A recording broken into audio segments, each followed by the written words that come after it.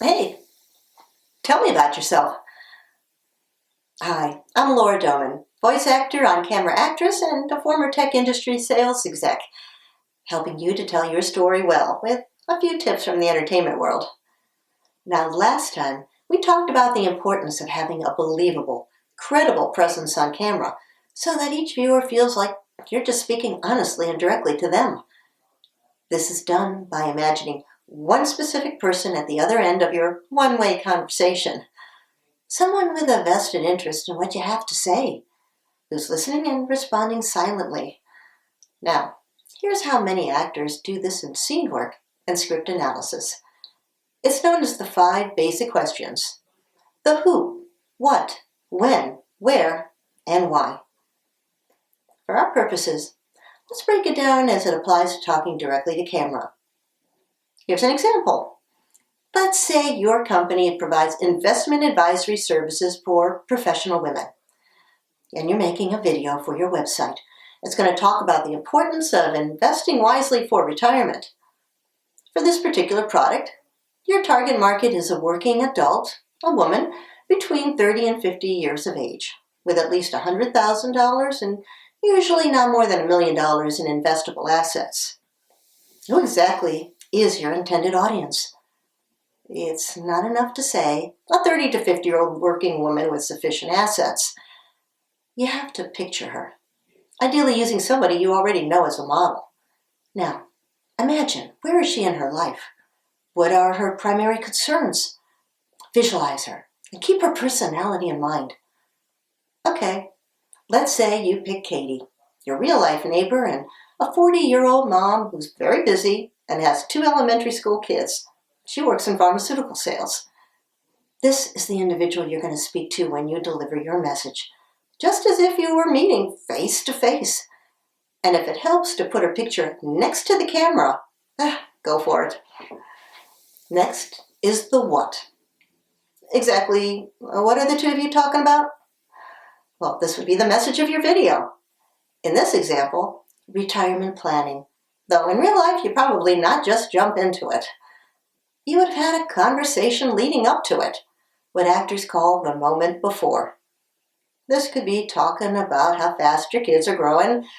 Maybe Katie's volunteering that she's trying to balance saving for college with saving for her own retirement and having a hard time.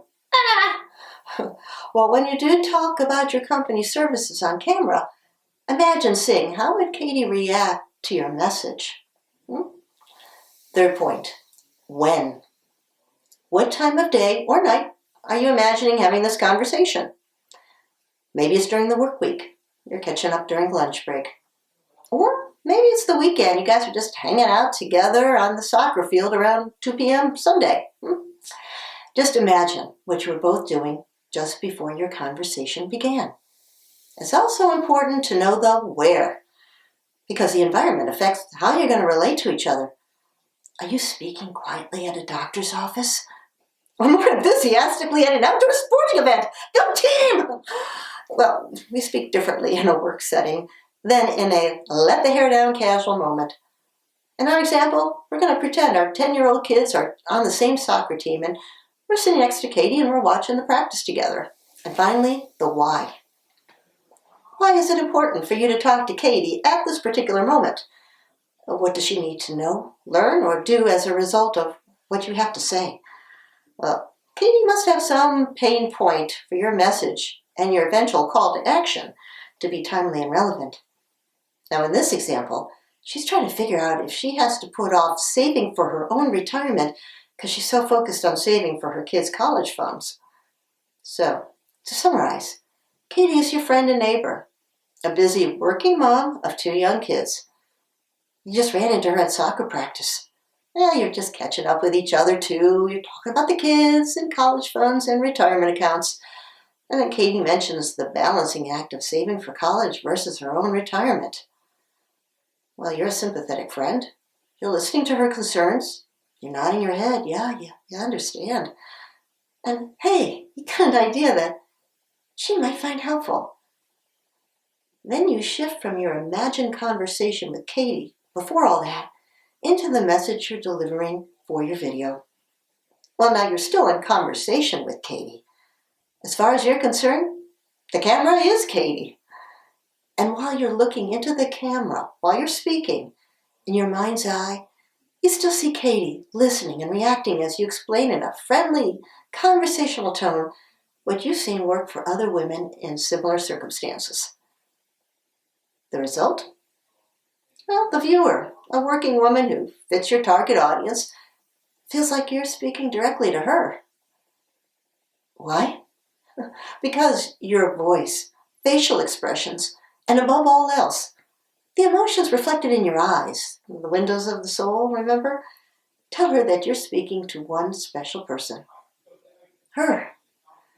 Not a general audience in a lecture hall, but a human being on the other side of that screen.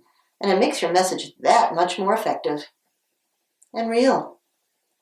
Remember, technology, like the camera and the internet, allow us to reach a wider audience.